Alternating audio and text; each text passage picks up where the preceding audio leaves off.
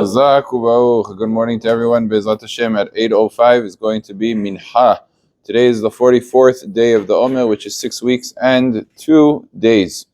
And continuing in the Halachot of Muktze, Halacha writes that disposable items like disposable cups, plates, forks, knives are not something that are Muktze, which means that they could be handled on Shabbat, just like any other instrument would be able to handle on Shabbat. The question is what's so novel about this? What's the big insight? So there actually is a big chidush. It's actually very novel, because there are authorities that hold that disposable utensils are not called utensils. And where do we know this from? From aluminum pans. There are authorities that say that aluminum pans, in general, metal and glass, has to be taken when you buy it from a goy to the mikveh. You have to take it to the mikveh. Why? Because it needs purification. If you have a metal cup, or you have metal forks, knives, glass cup, all of these are taken when they're bought from a goy to the mikveh. And the reason is because it's now in the status of a Jew. It's not because of kashrut per se. It has to do with tvirat kelim. So the question is, by disposable items like aluminum pans that you use it once and then you throw it out, do those need to be taken to the mikveh? So many authorities say that because it's disposable, it doesn't have the status of a utensil. It doesn't have the din of a kli.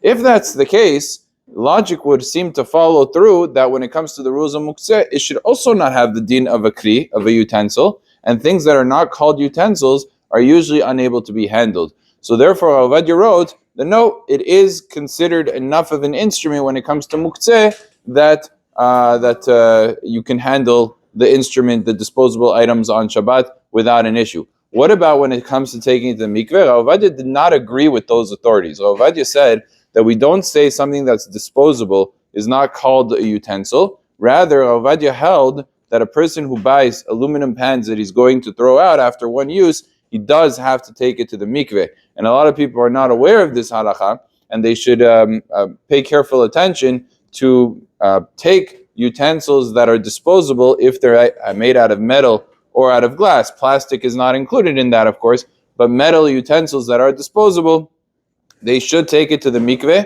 Or alternatively, there is another solution. Ovadia spoke about this, Yitzchak Yosef more specifically spoke about this.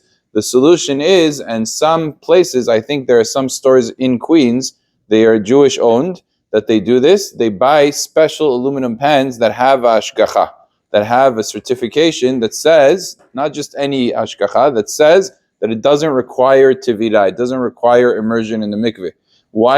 How do they get away with that? How do they just write it and they say? Because they actually go to the company and they say, we want to buy the entire line today, that it will be ours, that we are the owners of this factory for this one day, and then it's Jewish owned, and they transfer their ownership to the stores, which are also Jewish owned. So you're essentially buying it from a Jew, and it was manufactured by a Jew, so there was never a process of a goy having ownership of it, and therefore it doesn't need tevila. So if you find in the stores, you'll see that sometimes aluminum pan says it doesn't need to be tevila, or they have these big urns that sometimes it doesn't need tevila. That you could rely upon, although with urns, there is more of a dispute because it's not disposable, but by disposable, certainly you're able to rely on it, and then you would not have to take it to the mikveh, even according to Abu Vadia. Baruch Adonai le'olam, amen ve'amen.